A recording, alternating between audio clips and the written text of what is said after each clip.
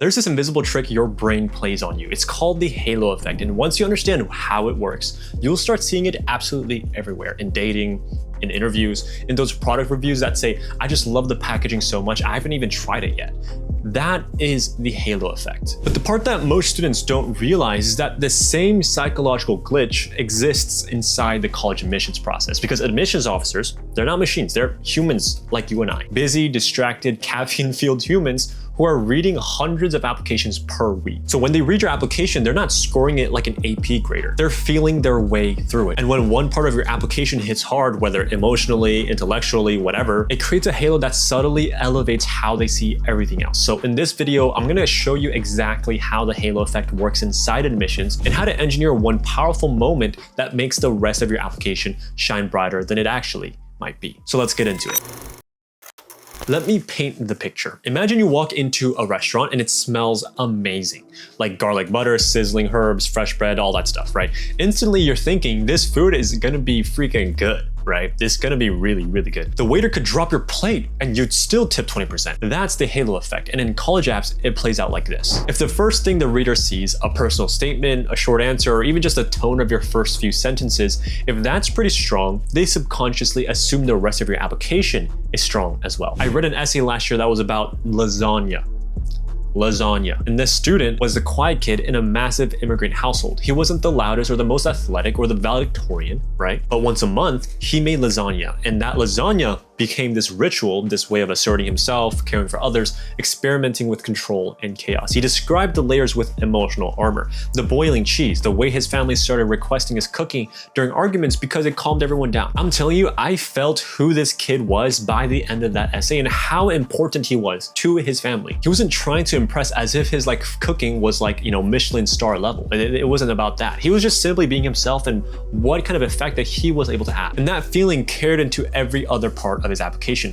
His stats were good, but it wasn't top 5% of his class or anything. His extracurriculars were fine, but the moment that essay landed, it didn't really matter as much compared to a boring essay. And that just makes his whole application just feel more alive and real. And that's the halo. If you win early, it's much easier to win after that fact as well. Now, most students think the personal statement is the place to stand out, but you've got way more opportunities to create a halo, not just in the personal statement section. So let me walk you through the big five. First is the personal statement. Obviously, this is your emotional handshake, the moment they meet the real you. Then the first short answer, then the top activity of your Common App, and then the why us essay. And another one that a lot of people forget, of course, is the letter of recommendation, especially the openers. A teacher starting with a story that lights you up, that's a built-in halo. A student once answered "What brings you joy?" prompt with shaking pepper onto my fried egg, watching it land like stars in a yellow galaxy. First line, that was it. And I was in. I'm curious and I'm smiling. Because from that moment on, everything she wrote it just worked. You don't need to be dramatic and have this life-altering moment in your life. You don't need that.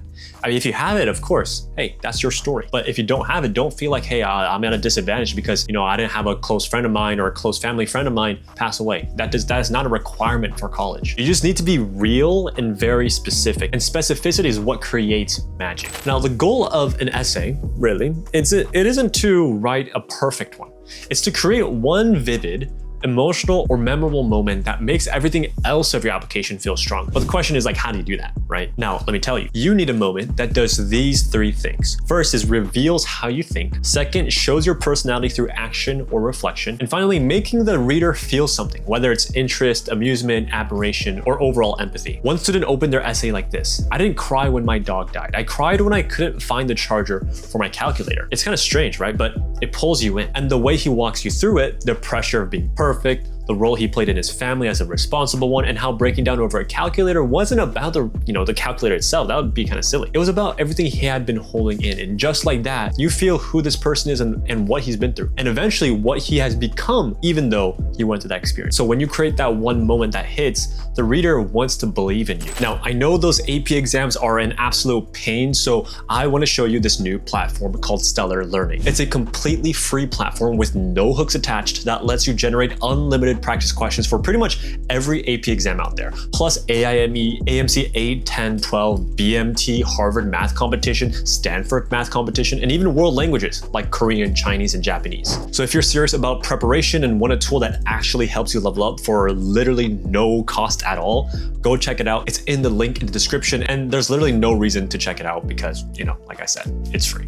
Now, the reason why this halo effect works because of a mental glitch called confirmation bias. Now, here's what that means. Once we form a positive impression of someone or something, we start unconsciously looking for reasons to keep liking them. Just like how someone likes a president, whether it's Biden or Trump or whatever it is, you start to look for things that go in the direction of your own narrative because you want to confirm your own opinion. And in the same way, if they like your essay, your extracurriculars feel deeper. And if they don't, even your awards feel a little less impressive. And that's because humans aren't the best at processing information. We build a mental model of who someone is and then defend that model as we take in more information. So if your application opens strong, the reader's brain starts filling in the gaps. Oh, this one is one of those brilliant, thoughtful, high character applicants. And from that point on, you're playing a completely different game. But let's be honest, like the halo effect is real and it is quite powerful, but it's not this magic like sauce you put on your application and then the rest of your stuff is just doesn't matter. That's not what it does, and that's not the point. Yes, it can elevate your application. Yes, it can smooth over small gaps, but it can't carry your entire application if everything else is falling apart. So that's where the 2-bucket framework comes in. I've talked about this before, but I just want to say it again. You've got 2 buckets in this game. Bucket 1 is competency, grades, scores, rigor, accomplishments, academic readiness, extracurriculars, all that stuff. Bucket 2 is personality, essays, stories, voice, letters, recommendations, and how well you connect all those together. Again, top schools don't need perfection, right? But they need a total score that feels safe and exciting. You can't be a 0.3 in one and expect a 1.0 in the other to carry you through. You need a balance between the 2 buckets. A student once wrote one of the best essays I've ever read about designing custom sneakers for kids in his neighborhood who couldn't afford brand names. It took advantage of his skills of